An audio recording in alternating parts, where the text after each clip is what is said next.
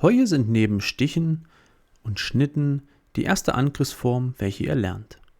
Bereits die alten Meister haben zuerst das Hauen unterrichtet, bevor sie Stiche und Schnitte an ihre Schüler vermittelten.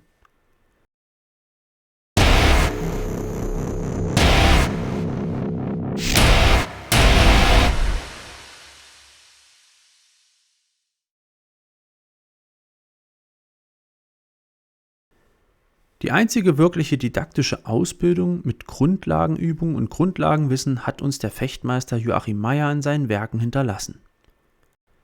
Hau, Stich und Schnitt werden in der deutschen Schule lange Zeit auch als die 3 Wunder bezeichnet. Ein Hau ist eine kreisförmige Bewegung des Schwertes, sodass die Spitze zu einem Maximum an Geschwindigkeit beschleunigt wird. Dabei soll der Treffer mit der Schneide der Klinge, vorzugsweise der Schwäche, gelandet werden.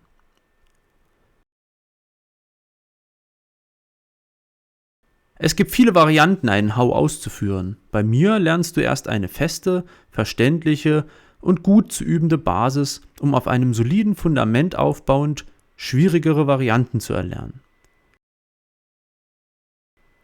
Als Hilfe dient uns das sogenannte Hau-Diagramm aus den Werken von Joachim Meyer aus dem 16. Jahrhundert.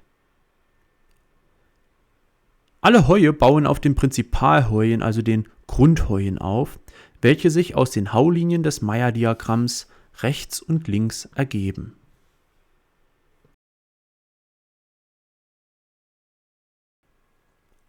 Die Linie A ist dem Scheitelhau zugeordnet. Die Linie B dem Zornhau, die Linie C dem Mittelhau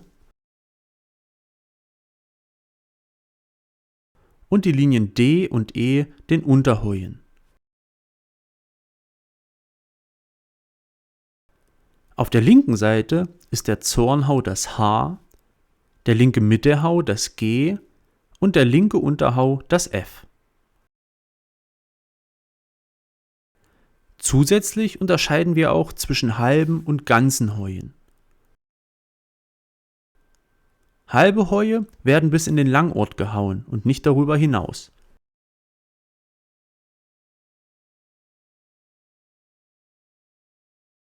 Sie dienten früher vorzugsweise dazu, gegnerische Angriffe abzuweisen, aber auch um zu treffen. Diese Heue wirst du zuerst lernen, da sie einfacher auszuführen sind und durch den Langort ein klar ersichtliches Ziel haben, in welchem deine Haubewegung endet. Zudem sind sie heute, auch bei mir hier an der Schule, die sportliche Variante eines Treffers. Ganze Heue dienten zum Treffen und zum Weghauen gegnerischer Angriffe. Die Ausführung dieser Heue nennt man auch das Durchhauen, da der Hau durch den Langort und damit auch das Ziel durchgehauen wird. Die Koordination dieser Haubewegungen ist bereits deutlich schwerer und lässt sich viel besser erlernen, wenn man vorher die halben Heue erlernt hat und sauber und sicher ausführen kann. Die Prinzipalheue von rechts und links als halbe und ganze Heue ausführen zu können, in Stand und mit Beinarbeit, stellt die wichtigste Grundlage dar, um das Fechten nach der deutschen Schule zu erlernen und zu verstehen. In den folgenden Videos lehre ich die halben Heue in verschiedenen aufeinander aufbauenden Übungen.